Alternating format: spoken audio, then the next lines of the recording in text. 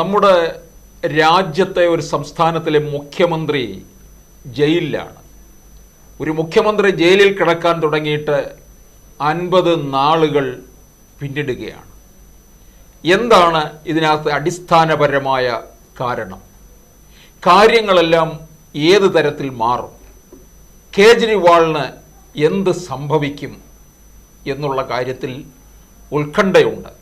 Shri K M Shah Jahan, ഇതൊരു വളരെ പ്രധാനപ്പെട്ട ഒരു കാര്യമാണ്. രാജ്യം വളരെ അതീവ ഗുരുതരമായിട്ട് കാണുന്ന ഒന്നാണിത്. അതും ഒരു മുഖ്യമന്ത്രി ഈ 50 നാളുകളായിട്ട് ജയിലിൽ കഴിയുക എന്ന് പറഞ്ഞാൽ അത് ഒരുപക്ഷെ നമുക്കതിനെക്കുറിച്ച് ആലോചിക്കാൻ തന്നെ പറ്റില്ല. ഇങ്ങനെ ഒന്നുണ്ടായിട്ടില്ല. കേജ്രിവാളിൻ്റെ നില എന്തായിരിക്കും? താങ്കൾക്ക് ഈ കേജ്രിവാളും ഒക്കെ ആയിട്ട് തന്നെ നല്ല ഒരു ബന്ധം സ്ഥാപിച്ചിട്ടുള്ള ആളാണ്. ഇത് എനിക്ക് ആമുഖമായി സൂചിപ്പിക്കാനുള്ളത് വളരെ ക്രൂരവും വളരെ നിഷ്ഠൂരവും വളരെ ദയനീയമായിട്ടുള്ള ഒരു സംഭവമാണ് ഇന്ത്യൻ രാഷ്ട്രീയത്തിൽ ഇപ്പം നടന്നുകൊണ്ടിരിക്കുന്നത്. ഇവിടെ ഭരിച്ച പാർട്ടി പ്രതിപക്ഷത്ത് വന്നിട്ടുണ്ട്, പ്രതിപക്ഷത്തെ പാർട്ടിയും ഭരിക്കുന്നുണ്ട്. അത് നമ്മൾ കാണുന്നുണ്ട് അല്ലേ? കഴിഞ്ഞ കുറേ പതിറ്റാണ്ടുകളൊക്കെയാണ് നമ്മൾ അടിയന്തരാവസ്ഥ കണ്ടിട്ടുണ്ട്. പക്ഷെ എനിക്ക് തോന്നുന്നു എൻ്റെ ഓർമ്മയിൽ ഇത്രയേറെ ക്രൂരവും നിഷ്ഠൂരവുമായിട്ടുള്ളൊരു സംഭവം ഇന്ത്യയുടെ ചരിത്രത്തിൽ ഇന്നേ വരെ ഉണ്ടായിട്ടുണ്ട് എന്നെനിക്ക് തോന്നുന്നില്ല. ഇവിടെ എന്താ സംഭവിച്ചിരിക്കുന്നത്? ഇവിടെ ഒരു സംസ്ഥാനത്തെ തിരഞ്ഞെടുക്കപ്പെട്ട ഒരു മുഖ്യമന്ത്രി ആദ്യം എത്രയോ ദിവസം 1-2 മാസം കിടന്നായിരിക്കും. അതെ. അതിനുശേഷം ഇപ്പോൾ ജൂൺ 4 മുതൽ ജയിലിലാണ്. രണ്ടാമത്തെ ഘട്ടത്തിൽ മുഖ്യമന്ത്രിയാണ്. മുഖ്യമന്ത്രിയായി ഈ അരവിന്ദ് കെജ്രിവാൾ ജയിലിൽ കിടക്കുമ്പോൾ അരവിന്ദ് കെജ്രിവാൾ ഒരു കൺവിക്റ്റ് അല്ല എന്ന് നമ്മൾ മനസ്സിലാക്കണം. ഒരു കുറ്റവാളിയല്ല, അയാളൊരു അക്യൂസ്ഡ് മാത്രമാണ്. മനസ്സിലായില്ലേ? അയാളൊരു പ്രതി മാത്രമാണ്. സുപ്രീം കോടതിയൊക്കെ തന്നെ കൊണ്ടുവന്നിട്ടുള്ള നിയമം എന്ന് പറഞ്ഞാൽ എന്താണ്? ഈ ബെയില് റൂളും jail exception, bail is the rule and jail is the exception എന്നുള്ളതാണ്. അത് ആദ്യം ഈ കുറേ കാലങ്ങൾക്ക് മുമ്പ് ഈ കൊലക്കേസിലൊക്കെ കൊലക്കേസിലൊക്കെ കുറ്റം തെളിഞ്ഞു കഴിഞ്ഞ് കഴിഞ്ഞാൽ ജയിലാണ് റൂള്, ബെയിൽ എക്സെപ്ഷൻ ആയിരുന്നു. മനസ്സിലായി? അത് കുറേ കഴിഞ്ഞപ്പോഴത്തേക്കും കൊലക്കേസുകളിൽ പോലും ഈ ലൈഫ് ഇംപ്രിസൺമെൻ്റ് ആണ് റൂളും തൂക്കിക്കൊല എക്സെപ്ഷനും എന്നുള്ള നിലയിലേക്ക് മാറിയിട്ടുണ്ട്. എന്ന് പറഞ്ഞതുപോലെ ബെയില് ആണ് ഒരു റൂള്, ജയില് എക്സെപ്ഷൻ. അപ്പോൾ ഇതിനകത്ത് ചോദിച്ചോട്ടെ, വിചാരണ നേരിടണ്ടേ? അല്ല, അതായത് വിചാരണ നേരിടുന്നത് എപ്പോഴാണ്? വിചാരണ നേരിടുന്നത് ഇപ്പം എനിക്കെതിരെ ഒരാളൊരു കേസ് കൊടുത്താൽ അതിൽ FIR ഇടും. FIR ഇട്ടിട്ട് പോലീസ് അന്വേഷിക്കും. പോലീസ് അന്വേഷിച്ച് ബന്ധപ്പെട്ട ആളുകളുടെ മൊഴിയും കാര്യങ്ങളൊക്കെ എടുത്തു കഴിഞ്ഞ് പോലീസിന് അന്വേഷണം കഴിഞ്ഞിട്ട് കുറ്റപത്രം സമർപ്പിക്കും. ആ കുറ്റപത്രം സമർപ്പിച്ച് കഴിഞ്ഞപ്പോഴത്തേക്ക് വിചാരണ നടക്കും. വിചാരണയുടെ അന്തിമ ഘട്ടത്തിലാണ് ഈ സെൻറ്റൻസിങ്, ശിക്ഷ വരുന്നത്. അപ്പോൾ ഇയാളുടെ കാര്യത്തിൽ എന്താ സംഭവിച്ചിട്ടുള്ളത്? ഇയാളുടെ കാര്യത്തിൽ ഇയാളൊരു പ്രതി മാത്രമാണ്. ഇയാൾക്കെതിരെയുള്ള മൊഴി എന്ന് പറയുന്നത് മാപ്പ് സാക്ഷികളുടെ മൊഴിയാണ്. ഇപ്പോൾ ഡൽഹി മദ്യനയ കേസാണല്ലോ കേസ്. ആ കേസിൽ മാപ്പ് സാക്ഷികളുടെ മൊഴിയാണ് ഇയാൾക്കെതിരെ ഉള്ളത്. ആ മാപ്പ് സാക്ഷികളുടെ മൊഴി തന്നെ പ്രതികളായിട്ട് ജയിലിൽ കിടക്കുന്ന സമയത്ത് ഇയാൾക്കെതിരെ മൊഴി കൊടുക്കാതിരിക്കുകയും അതിനുശേഷം അവർക്ക് ജാമ്യം കിട്ടിയതിന് ശേഷമാണ് അവർ മൊഴി കൊടുത്തിരിക്കുന്നത് ഇയാൾക്കെതിരായിട്ട്. മനസ്സിലായില്ലേ? എന്ന് മാത്രമല്ല, ഇത് ഏതാണ്ട് 2022 മറ്റോ തുടങ്ങിയ അന്വേഷണമാണ്. മനസ്സിലായില്ലേ? ഇന്നേ വരെ അതിൻ്റെ ലോജിക്കൽ എൻഡിൽ എത്തിയിട്ടില്ല. തെരഞ്ഞെടുപ്പിൻ്റെ സമയത്ത് സുപ്രീം കോടതി അരവിന്ദ് കെജ്രിവാളിന് ജാമ്യം കൊടുക്കുമ്പോൾ പറഞ്ഞെന്താണ്? ഇത് പേഴ്സണൽ ലിബർട്ടിയുടെ പ്രശ്നമാണ്, ഇത് ആർട്ടിക്കിൾ 21 ലംഘനത്തിൻ്റെ പ്രശ്നമാണ്, അതുകൊണ്ട് ഞങ്ങൾ ജാമ്യം കൊടുക്കുന്നു എന്നാണ് പറഞ്ഞത്. അത് കഴിഞ്ഞാൽ കീഴ്ക്കോടതി പോയി. കീഴ്ക്കോടതി ചെന്നിട്ട് കീഴ്ക്കോടതിയിൽ ഒരു ജഡ്ജി അയാൾക്ക് ജാമ്യം കൊടുത്തിട്ട് ആ ജഡ്ജ്മെൻറ്റ് അപ്ലോഡ് ചെയ്യുന്നതിന് മുമ്പ് ഡൽഹി ഹൈക്കോടതി പിന്നെ അതിന് സ്റ്റേ കൊടുക്കുകയാണ്. മനസ്സിലായി? അപ്പം ഇതിനകത്ത് അടങ്ങിയിട്ടുള്ളൊരു പ്രധാനപ്പെട്ട പ്രശ്നം എന്ന് പറയുന്നത്, തെരഞ്ഞെടുപ്പിലൂടെ ഒരു സംസ്ഥാനത്തിൻ്റെ മുഖ്യമന്ത്രിയായിട്ടുള്ളൊരു മനുഷ്യനെ കൃത്യമായിട്ടുള്ള ഒരു തെളിവുകളുമില്ലാതെ ഒരു ഭരണകൂടം അയാളെ ജയിലിലിട്ട് നിരന്തരമായി പീഡിപ്പിക്കുകയാണ്. ഇപ്പോൾ ഏറ്റവും അവസാനം സംഭവിച്ചത് എന്താ? ഏറ്റവും അവസാനം സംഭവിച്ചത് ED പിന്നെ മധ്യതായ കേസുമായി ബന്ധപ്പെട്ടൊരു ED കേസുണ്ട്. ആ കേസിൽ അയാൾക്ക് ജാമ്യം കിട്ടി. ജാമ്യം കിട്ടിയ ഉടനെ തന്നെ CBI അറസ്റ്റ് ചെയ്തു.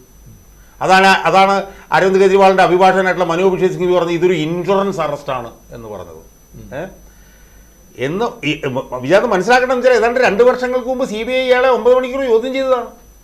2 വർഷം മുമ്പ്. മനസ്സിലായില്ലേ?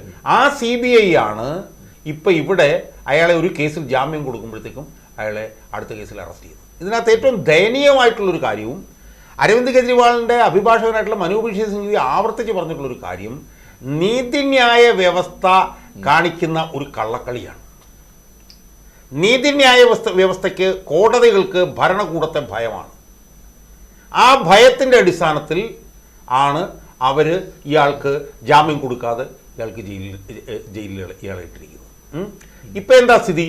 ഇപ്പം അയാളെ ED കേസിൽ അയാൾക്ക് ജാമ്യം കിട്ടിയെങ്കിൽ CBI അറസ്റ്റ് ചെയ്തു. CBI അറസ്റ്റ് ചെയ്തിട്ട് ആ കേസ് ഇങ്ങനെ നടന്നുകൊണ്ടിരിക്കുകയാണ്. ഇതിനകത്ത് പ്രശ്നം എന്താണെന്നറിയോ വിജാത്? ഇപ്പം എന്നെ സംബന്ധിച്ചോളം വ്യക്തിപരമായി പറയണം, ഞാൻ 8 ദിവസം ജയിലിൽ കിടന്നതാണ്. 8 ദിവസം. 8 ദിവസം ജയിലിൽ കിടന്നപ്പോൾ തന്നെ അതിൻ്റെ ബുദ്ധിമുട്ട് നമ്മൾ മനസ്സിലാക്കിയത്. DGP ഓഫീസിൻ്റെ അവിടെ അതെ പോയത്. അപ്പോൾ ഒരു സംസ്ഥാനം നോക്കി നിന്നേനാ തോന്നുന്നു. അതാ ഞാൻ പറഞ്ഞത്. അപ്പോൾ അതിനൊരു ആ സ്ഥാനത്തൊരു സംസ്ഥാന മുഖ്യമന്ത്രി കൃത്യമായ ഒരു തെളിവിൻ്റെയും അഭാവത്തിൽ ജയിലിൽ കിടക്കുന്നു. അയാളുടെ പേഴ്സണൽ ലിബർട്ടിയും അയാളുടെ ജീവിക്കാനുള്ള അവകാശവും ലംഘിക്കപ്പെടുകയാണ് എന്ന് തോന്നിക്കൊണ്ട് അയാളെ ആ നിമിഷം തന്നെ അയാളെ ജാമ്യത്തിൽ വിടണ്ടേ? ഇപ്പം അരവിന്ദ് കെജ്രിവാളിൻ്റെ അഭിഭാഷകനായിട്ട് മനോജ് ബിഷേഷ് ചോദിക്കുന്നത് എന്താണ്? ട്രിപ്പിൾ ടെസ്റ്റ് എന്ന് പറഞ്ഞൊരു സാധനമുണ്ട് പ്രതികളെ സംബന്ധിച്ചിടത്തോളം. ഒന്നുകിൽ അവർ ഇന്ത്യയിൽ നിന്ന് ഫ്ലൈറ്റ് റിസ്ക്, അവർ ഇന്ത്യയിൽ നിന്ന് എവിടെയെങ്കിലും പോവുമോ, 2 അവർ തെളിവ് നശിപ്പിക്കുമോ, 3 അവർ പിന്നെ എന്താണ് സാക്ഷികളെ സ്വാധീനിക്കുമോ. ഇത് 3ഉമാണ് ട്രിപ്പിൾ ടെസ്റ്റ് എന്ന് പറയുന്നത്, അറസ്റ്റ് ചെയ്യാനുള്ള. അത് 3 ഇയാളെ സംബന്ധിച്ചിടത്തോളം ഇയാൾ മുഖ്യമന്ത്രിയാണ്, ഇയാൾക്ക് ഇന്ത്യ വിട്ട് പോകാൻ പറ്റത്തില്ല. പിന്നെ തെളിവ് നശിപ്പിക്കുന്ന പ്രശ്നമൊന്നുമില്ല. കാരണം വെച്ചാൽ 10,000-ഓളം ഡോക്യുമെൻറ്റ്സ് ഉണ്ട്. ഡോക്യുമെൻറ്റ്സ് എല്ലാം കോടതിയിൽ സബ്മിറ്റ് ചെയ്യപ്പെട്ട് കഴിഞ്ഞു എന്ന് മാത്രമല്ല, മുഖ്യമന്ത്രി എന്നുള്ള നിലയിൽ ഇയാൾക്ക് ഏത് പിന്നെ പ്രതിയാണ് സ്വാധീനിക്കാൻ കഴിയുക? കാരണം പ്രതികളെല്ലാം EDയുടെ കസ്റ്റഡിയിലും ഒക്കെ ആയിട്ട് നിൽക്കുകയാണ്. അപ്പോൾ എന്തിനാണ് ഇങ്ങനെ ചെയ്യുന്നത് എന്ന് ചോദിക്കുകയാണ്. ഇപ്പോഴത്തെ ഏറ്റവും ഗുരുതരമായിട്ടുള്ള അവസ്ഥ എന്ന് പറഞ്ഞാൽ എന്താ? ഏറ്റവും ഗുരുതരമായിട്ടുള്ള അവസ്ഥ എന്ന് പറഞ്ഞാൽ അയാൾക്ക് 30 വർഷമായി ഡയബറ്റിക്സ് ഉള്ള ആളാണ്. 30 വർഷമായി ഡയബറ്റിക്സ് ഉള്ള ആളുകളുടെ അവസ്ഥ നമ്മളൊന്ന് ആലോചിച്ച് നോക്കൂ. അവരുടെ അവസ്ഥ എന്ന് പറഞ്ഞാൽ എന്താണ്? അത്രയും കാലം ക്രോണിക് ഡയബറ്റിക് ആയിട്ടുള്ളവർ പെട്ടെന്ന് ഷുഗർ ലെവൽ കുറയുകയും പെട്ടെന്ന് ഷുഗർ ലെവൽ കൂടുകയും ചെയ്യും. അപ്പോൾ അത്തരത്തിലുള്ള പരിചരണം കിട്ടത്തില്ലയോ? അല്ല, ഞാൻ പറഞ്ഞു വരുന്നത്, അയാളുടെ പിന്നെ അഭിഭാഷകനായിട്ടുള്ള മനോജ് ബിഷേഷ് സിംഗ് ഡൽഹി ഹൈക്കോടതി പറഞ്ഞത് അയാൾ ജയിലിലായിരുന്ന സമയത്ത് 5 പ്രാവശ്യം അയാളുടെ പിന്നെ ബ്ലഡ് ലെവലിൽ പിന്നെ പെട്ടെന്ന് കൂടുതലും കുറയലും ഉണ്ടായിരുന്നതാണ്. ഇത്രയും നാളിനിടയിൽ വെയിറ്റും കുറഞ്ഞെന്ന് പറയുന്നത് 10 കിലോയോളം, 8.5 കിലോയോളം വെയിറ്റ് കുറഞ്ഞു എന്ന് സഞ്ജയ് സിംഗ് എന്ന് പറഞ്ഞ അവരുടെ MP പറഞ്ഞിട്ടുണ്ട്. മനോജ് ബിഷേഷ് സിംഗ് കഴിഞ്ഞ ദിവസം പറഞ്ഞായിട്ട് കാണുന്നതെന്ന് he may not wake up the next day എന്നാണ് പറഞ്ഞത്. ഒരു പക്ഷേ അയാൾ പിറ്റേ ദിവസം എഴുന്നേൽക്കുക പോലും ചെയ്യില്ല. കാരണം വെച്ചാൽ മരിച്ചു പോകും എന്നാണ് പറഞ്ഞത്. മനസ്സിലായില്ലേ? അപ്പോൾ എന്തിനാണ് ഒരു ഭരണകൂടം ഇങ്ങനൊരു ക്രൂരത കാണിക്കുന്നത് എന്നാണ് നമുക്ക് എത്ര ആലോചിച്ചിട്ടും മനസ്സിലാകും. അയാൾ പിന്നെ കുറ്റം ചെയ്തിട്ടുണ്ടെങ്കിൽ അതിൻ്റെ നിയമ നടപടിയിൽ നടക്കട്ടെ, ആ കുറ്റപത്രം സമർപ്പിക്കട്ടെ, അതിൻ്റെ വിചാരണ നടക്കട്ടെ. ആ വിചാരണയുടെ അവസാനം അയാൾ കുറ്റക്കാരനാണെന്ന് തെളിയുകയാണെങ്കിൽ പിന്നെ അയാൾ രക്ഷപ്പെടട്ടെ. ഇപ്പം എന്താ സംഭവിച്ചിരിക്കുന്നത്? ഇപ്പം അയാൾക്ക് സുപ്രീം കോടതി പിന്നെ ജാമ്യം കൊടുത്തു, ഉടനെ തന്നെ CBI അറസ്റ്റ് ചെയ്തു. അപ്പോൾ സുപ്രീം കോടതി പറയണ്ടേ ഇത് എന്തൊരു തോന്നിവാസ ചെറ്റത്തരാണ് നിങ്ങൾ കാണിക്കുന്നത്, നിങ്ങളിത് ചെയ്യാൻ പാടുണ്ടോ എന്ന് സുപ്രീം കോടതി ചോദിക്കണം. ആ സുപ്രീം കോടതിയും ആരെയൊക്കെയോ ഭയന്ന് നിൽക്കുകയാണ്. പക്ഷേ ഇതിലൂടെ ഉണ്ടാകുന്ന പ്രശ്നം എന്താണ് വിജയനാഥ്? ഇതിലൂടെ ഉണ്ടാകുന്ന പ്രശ്നം അയാളുടെ ജീവനിട്ട് കളിച്ചുകൊണ്ടിരിക്കുകയാണ് ഇന്ത്യയിലെ ഭരണകൂടവും ഇന്ത്യയിലെ നീതിന്യായ വ്യവസ്ഥയും ഇന്ത്യയിലെ കോടതികളും ഒക്കെ കൂടെ ചേർന്നുകൊണ്ട്. അയാളൊരു തിരഞ്ഞെടുക്കപ്പെട്ട മുഖ്യമന്ത്രിയാണ്. അയാൾ നാളെ ജയിലിൽ കിടന്ന് അയാൾക്ക് എന്തെങ്കിലും അപകടം സംഭവിച്ചാൽ അതിൽ ഭരണകൂടത്തിന് മാത്രമല്ല തുല്യ പങ്കാളിത്തം പിന്നെ കോടതിക്കും ഉണ്ടാവും, സുപ്രീം കോടതിക്കും ഉണ്ടാവും, ഡൽഹി ഹൈക്കോടതിക്കും ഉണ്ടാവും. മനസ്സിലായി? അപ്പം ഇതുപോലത്തെ ഏറ്റവും ക്രൂരമായി എങ്ങനെയാണ് ഈ ഭരണകൂടത്തിനൊക്കെ പെരുമാറാൻ കഴിയുന്നത് എന്നുള്ളത് എനിക്ക് മനസ്സിലാവുന്നത്. ഈ അതിനോടൊപ്പം തന്നെ ചോദിക്കട്ടെ, ഇതിപ്പോൾ ആരോഗ്യ സംബന്ധമായ കാര്യങ്ങളാണ് പറഞ്ഞത്, അതുപോലെ ഭരണപരമായ തടസ്സം ഉണ്ടാകുന്നില്ലേ? അല്ല, അതുണ്ട്. അതിപ്പം അത് സ്വാഭാവികമായിട്ട് ഉണ്ടാവുന്നുണ്ട്. അത് സ്വാഭാവികമാണ്, കാരണം അയാളൊരു മുഖ്യമന്ത്രിയാണ്. പക്ഷേ അയാൾക്ക് സുപ്രീം കോടതി ഒരു ജാമ്യം കൊടുത്തപ്പോൾ അയാളെ ഉടനെ CBI അറസ്റ്റ് ചെയ്യുമ്പോൾ അവിടെ സുപ്രീം കോടതി അപ്പം ഇടപെടണ്ടേ? ആ ഇടപെടൽ നടന്നിട്ടില്ല. ആ ഇടപെട്ടിട്ട് പറയണ്ടേ? മനസ്സിലായില്ലേ? കാരണം ഇതെന്താണെന്നറിയാം, ഇതിനകത്തെ പ്രശ്നം എന്താണെന്ന് വെച്ച് കഴിഞ്ഞാൽ, ഈ 2002 prevention of money laundering act ഉണ്ട്, PMLA ആക്ട്. ആ PMLA ആക്ട് തന്നെ ഭയങ്കര ഡ്രാക്കോണിയനാണ് എന്നാണ് പറയുന്നത്. അതിനകത്ത് പറയുന്നത്, ഇപ്പോൾ ഒരു കേസിലെ പ്രതി, അയാൾ പ്രതിയാണെന്ന് അയാളെ if there are sufficient reasons for the investigating officer to believe that he has committed a crime, sufficient reason for the investigating officer, അയാൾക്ക് അറസ്റ്റ് ചെയ്യാമെന്നാണ് പറയുന്നത്. ആ ഗ്രൗണ്ട്സ് എന്താണ് എന്നുള്ളത് സംബന്ധിച്ച് ഈ ആക്ടിൽ വിശദമാക്കിയിട്ടില്ല. അപ്പം ഒരു അന്വേഷണ ഉദ്യോഗസ്ഥൻ അയാൾക്ക് തോന്നുന്നത് മനസ്സിലാക്കണം വെച്ചാൽ വളരെ സബ്ജക്റ്റീവാണത്. സഫിഷ്യൻറ്റ് റീസൺ എന്താണ്? സഫിഷ്യൻറ്റ് റീസൺ അതിൻ്റെ ഗ്രൗണ്ട് എന്താണ്? അതൊന്നും ഇതിനകത്ത് പറഞ്ഞിട്ടില്ല. പറയാതെ വരുമ്പോഴത്തേക്കും ഞാൻ അന്വേഷണ ഉദ്യോഗസ്ഥരാണെങ്കിൽ എനിക്ക് നിങ്ങൾ അറസ്റ്റ് കൊണ്ടുപോകാനായിട്ട് വരും, എനിക്ക് have sufficient grounds, sufficient reason എന്ന് പറഞ്ഞാൽ മതി. അതെന്തായിരിക്കണം എന്നുള്ളത് ആ ആക്ടിൽ പറയുന്നില്ല. മനസ്സിലായോ? ഇപ്പം എന്താ സംഭവിച്ചിരിക്കുന്നു പറഞ്ഞു കഴിഞ്ഞാൽ, ഇയാളെ അറസ്റ്റ് ചെയ്യുന്നു, അല്ല ഇയാളെ ജാമ്യത്തിൽ വിടുന്നു, ജാമ്യത്തിൽ വിട്ട ഉടനെ തന്നെ CBI അയാളെ അറസ്റ്റ് ചെയ്യുന്നു. അറസ്റ്റ് ചെയ്ത് കഴിഞ്ഞിട്ട് CBIൻ്റെ വാദം കേൾക്കുന്നു, CBI വാദം കേട്ടിട്ട് കേസ് മാറ്റിവെക്കുന്നു, അത് കഴിഞ്ഞ് വീണ്ടും മാറ്റിവെക്കുന്നു, അത് കഴിഞ്ഞ് വീണ്ടും മാറ്റിവെക്കുന്നു. ഈ സമയത്തെല്ലാം തന്നെ ആ പാവപ്പെട്ട മനുഷ്യൻ ജയിലിൽ കിടന്ന് പീഡിപ്പിക്കപ്പെടുകയാണ്, ഓരോ ദിവസം പീഡിപ്പിക്കപ്പെടുകയാണ്. അയാളൊരു സാധാരണ മനുഷ്യനല്ല, അയാളൊരു മുഖ്യമന്ത്രിയാണ്. ഇപ്പം എന്നെപ്പോലുള്ള ആളുകളെയൊക്കെ മതിക്കുന്ന വേറൊരു വിഷയം കൂടെ ഉണ്ട് വിജയനാഥ് ഇതിനകത്ത്. ഇവിടെ ഒരു മുഖ്യമന്ത്രിയുണ്ട്, ആ മുഖ്യമന്ത്രിക്കെതിരെ തെളിവുകളുടെ ഒരു മലയുണ്ട് ഇവിടെ. ആ മുഖ്യമന്ത്രിയെ അറസ്റ്റ് ചെയ്യുന്നില്ല, ജയിലിലിടുന്നില്ല എന്ന് മാത്രമല്ല, അയാളോടൊരു 10 ചോദ്യം ചോദിക്കാൻ പോലും ഈ BJPയുടെ ഗവൺമെൻറ്റിൽ ഇരിക്കുന്നവർക്ക് നട്ടലില്ല, ആർജവുമില്ല, ഇച്ഛാശക്തിയില്ല. ED ചില കാര്യങ്ങൾ ഇടപെടുന്നു എന്നേ ഉണ്ടായിട്ടുള്ളൂ. അല്ല, എന്തിലാണ് ഇടപെട്ടിട്ടുള്ളത്? ഞാൻ പറഞ്ഞ അതിൻ്റെ വിശദാംശങ്ങളിലേക്ക് ഞാൻ പോകില്ല. പിണറായി വിജയനെ ജയിലിലിടേണ്ടതെന്ന് ചോദ്യം ചെയ്യാൻ പോലും ഈ എൻഫോഴ്സ്മെന്റ് ഡയറക്ടറേറ്റ് തയ്യാറായിട്ടില്ല. പോട്ടെ, പിണറായി വിജയൻ പോട്ടെ, പിണറായി വിജയൻ്റെ മകൾക്കെതിരെ തെളിവില്ലേ, അവരെ ചോദ്യം ചെയ്യാൻ തയ്യാറായിട്ടില്ല. ഇനി അതെല്ലാം പോട്ടെ, അയാളുടെ ഒരു എടുത്തുകൊടുപ്പുകാരനായിട്ടുള്ള ഒരു CM രവീന്ദ്രൻ എന്ന് പറഞ്ഞ ഒരാളില്ലേ മുഖ്യമന്ത്രിയുടെ ഓഫീസിൽ, അയാളെ പോലും ചോദ്യം ചെയ്യാൻ നട്ടലില്ലാത്ത ഈ എൻഫോഴ്സ്മെന്റ് ഡയറക്ടറേറ്റാണ് ഒരു സംസ്ഥാന മുഖ്യമന്ത്രിയെ മാസങ്ങളോളം ജയിലിലിട്ടിരിക്കുന്നത്. ഇതിനകത്തുള്ള ഏറ്റവും വലിയ അപകടം എന്ന് പറയുന്നത്, വലിയ അപകടകരമായിട്ടുള്ള കളിയാണ് ഭരണകൂടം കളിച്ചുകൊണ്ടിരിക്കുന്നത്. നിർഭാഗ്യവശാൽ കോടതിയും അതിനകത്ത് പങ്കാളിയാണ്. ഇപ്പം അരവിന്ദ് കെജ്രിവാളിൻ്റെ ഫോട്ടോയൊക്കെ കണ്ടാൽ തന്നെ നമുക്ക് വല്ലാത്ത മനോവ്യഥ തോന്നും. കാരണം ആ മുഖത്ത് അതെല്ലാം നമുക്ക് കാണാൻ കഴിയും. എന്തെങ്കിലും അയാൾക്ക് സംഭവിച്ചാൽ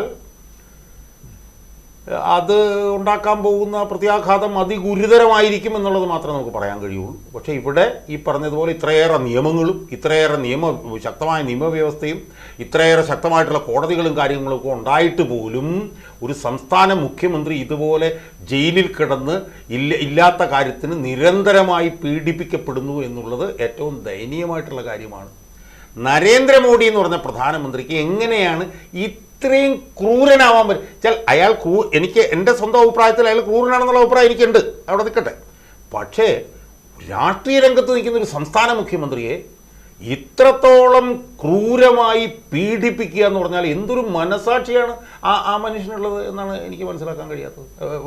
എനിക്ക് അതിനെക്കുറിച്ച് മനസ്സിലാക്കാൻ കഴിയുന്നില്ല. അതുകൊണ്ട് അയാൾക്കൊന്നും സംഭവിക്കാതിരിക്കട്ടെ എന്ന് നമുക്ക് ആഗ്രഹിക്കാൻ മാത്രമേ കഴിയുള്ളൂ. പക്ഷേ ഈ നിലയിൽ പോയി കഴിഞ്ഞാൽ എന്തെങ്കിലും പ്രത്യാഘാതം ഉണ്ടായാൽ പോലും അത്ഭുതപ്പെടാൻ നമുക്ക് പറ്റില്ല എന്നുള്ള അത്ര ഗ്രേവ് ആയിട്ടുള്ള ഒരു ഘട്ടത്തിലാണ് അത് നിൽക്കുന്നത് എന്ന് മാത്രമേ ഇപ്പോൾ നമുക്ക് പറയാൻ പറ്റൂ.